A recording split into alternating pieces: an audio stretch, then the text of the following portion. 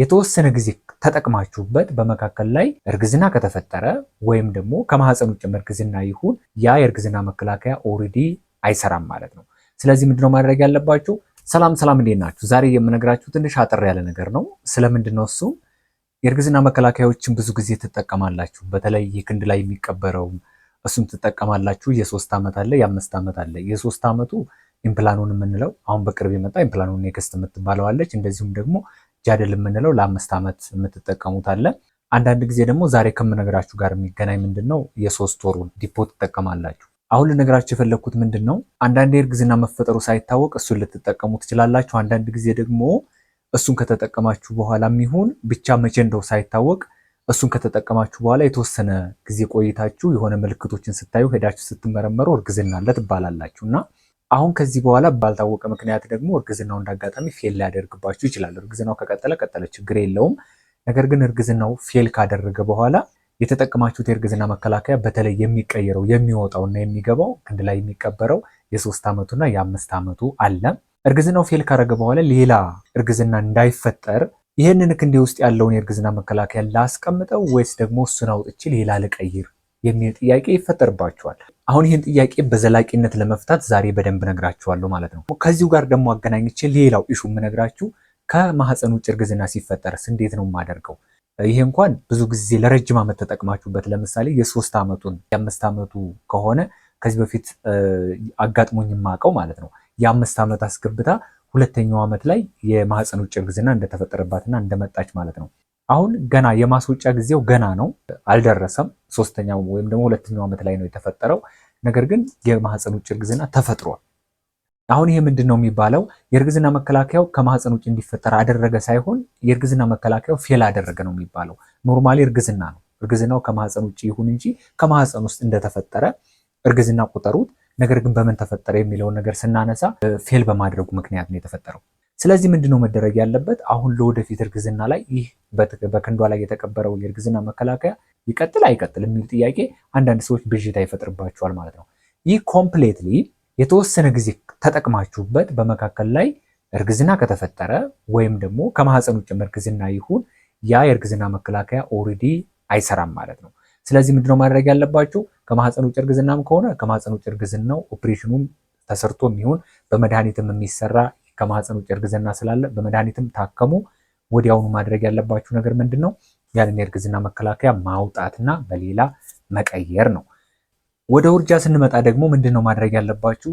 በእርግዝና መከላከያው ላይ እርግዝና ተፈጥሮ ነገር ግን ያ እርግዝና ፌል ካደረገ ምንድነው ማድረግ ያለባችሁ? እዚህ ጋር ማየት ያለባችሁ ነገር ሁለት ነገር ነው። የመጀመሪያው ነገር ወዲያው እንደተጠቀማችሁት ከሆነ ለምሳሌ የእርግዝና መከላከያውን በተጠቀማችሁት በ2 ሳምንት በ3 ሳምንት ውስጥ ከሆነ እርጉዝ መሆናችሁን ያወቃችሁትና ወዲያው ፌል ካደረገ ማወቅ ያለባችሁ ነገር እዚህ ጋር ትልቁ ፖይንት መድኃኒቱን ከተጠቀምኩ በኋላ ነው እርግዝናው የተፈጠረው ወይስ ደግሞ እርግዝናው ከተፈጠረ በኋላ ነው እኔ ሳላቅ መድኃኒቱን የተጠቀምኩት የሚለው በደንብ ማወቅ መቻል አለባችሁ። ይህንን እንዴት ነው የምታውቁት? መቼ ፔሪየድ መጥቶ መቼ ግንኙነት ቢደረግ እርግዝና ሊፈጠር ይችላል የሚለውን በራሳችሁ ማወቅ የሚያቀታችሁ ከሆነ ባለሙያ ጋር ቀርባችሁ በዚህ ሰዓት ፔሪየድሽ ከመጣና በዚህ ጊዜ ግንኙነት ካደረገሽ ከዚያ ደግሞ በዚህ ቀን ከሆነ የእርግዝና መከላከያውን እየተጠቀምሽው ይህንን የእርግዝና መከላከያ እየተጠቀምሽው እርግዝናው ከተፈጠረ በኋላ ሊሆን ይችላል ወይም ደግሞ ፐርሰንቴጁ ከፍተኛ ነው። ሌላው ደግሞ ምንድነው በላዩ ላይ ከሆነ እርግዝናው የተፈጠረው እነዚህ ሁለቱ ነገሮች ወሳኝ ናቸው። እሱን ከተጠቀማችሁ በኋላ መከላከል አቅቶት ከሆነ መስራት በሚችልበት ጊዜ ላይ ሳይሰራ ቀርቶ ከሆነ እርግዝናው የተፈጠረው ፌል አድርጓል ማለት ነው። ፌል በማድረጉ ምክንያት አልሰራም። ስለዚህ ወጥቶ መቀየር አለበት። የትኛው ከሆነ የ3 ዓመቱና የ5 ዓመቱ ከሆነ ማለት ነው መውጣት ስለሚችል። ሌላው ደግሞ የ3 ወር መርፌ ከሆነ ግን ምንም ማድረግ አትችሉም። ያኛው መውጣት ነበረበት አይደል? ይሄ ግን መውጣት አይችልም። ስለዚህ በላዩ ላይ ሌላ የእርግዝና መከላከያ ደርባችሁ መጠቀም ነው የሚኖርባችሁ ማለት ነው።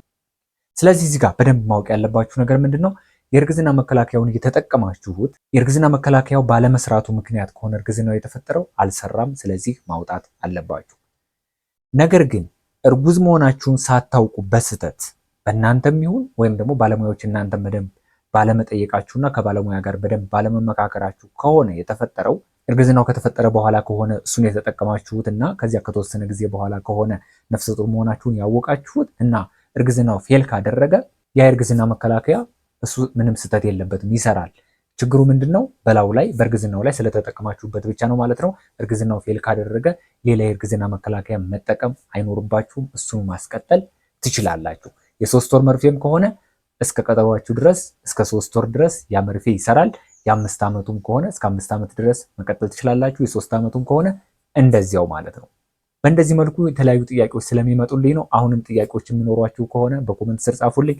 እንደዚሁም ደግሞ ለአንዳንድ ብዥታዎችና በግል በኦንላይን ማማከር ፈልጋለሁ የምትሉ ከሆነ ደግሞ የቴሌግራም ሊንኬ ከታች ያለላችሁ እሱን ተጭናችሁ በቴሌግራም ማማከር ፈልጋለሁ እያላችሁ ልትጠይቁኝ ትችላላችሁ። እዚያ ጋር ምናልባት ትንሽዬ ክፍያ ሊኖረው ይችላል። ምክንያቱም በኦንላይን ማለቅ የሚችል ከሆነ ሌላ ቦታ ሄዳችሁ ያችን የምክር አገልግሎት ለማግኘት ብቻ ወረፋ ጠብቃችሁ ካርድ የምታወጡበትን ገንዘብ ብቻ ነው እዚያ ጋር ልትከፍሉ የምትችሉት ማለት ነው። በጣም ቀላል ነው። እኔም ደግሞ በኦንላይን የማይፈታ ችግር ከሆነ በኦንላይን ጊዜያችሁን እንድታጠፉ አልፈልግም። እዚያው እንትኑ ነግራቸዋለሁ። ብዙ ነገር በመመካከር ላይ የምታገኙት ጥቅም ስላለ የመማከር አገልግሎት የምትፈልጉ ካላችሁ በዚያ መልኩ ልታገኙ ትችላላችሁ ማለት ነው። ጥያቄዎች ካሏችሁ አሁንም ጠይቁኝ። በተጨማሪ ደግሞ ይህን ቻናል ማሳደግ ይኖርብናል። ምክንያቱም በተለያዩ ዘርፎች ላይ እናቶች የተለያዩ ኢንፎርሜሽኖችን የሚያገኙባቸው ስለ ስነ ተዋልዶ ጤናቸው፣ በአጠቃላይ ስለ እርግዝና መከላከያዎች፣ ስለ እርግዝና ጊዜያቸው፣ በወሊድ ጊዜና ከወሊድ በኋላ ራሳቸው እንዴት መጠበቅ አለባቸው የሚሉትን በአጠቃላይ እናቶች ተጨንቀው ጥያቄዎችን ይዘው ሲመጡ መልስ የሚያገኙበት ቻናል ስለሆነ ከዚህ በፊትም የተሰሩ ቪዲዮዎች አሉ። ወደፊትም በእናንተ ጥያቄ መሰረትም ይሁን እንደዚሁም ደግሞ ለእናቶች ይጠቅማሉ የምላቸውን ኮንቴንቶች እያመጣሁ በተቻለ መጠን የምሰራበት ስለሆነ ሰብስክራይብ፣ ላይክ በማድረግ ተባበሩኝ። አመሰግናለሁ። ጤና ይስጣችሁ።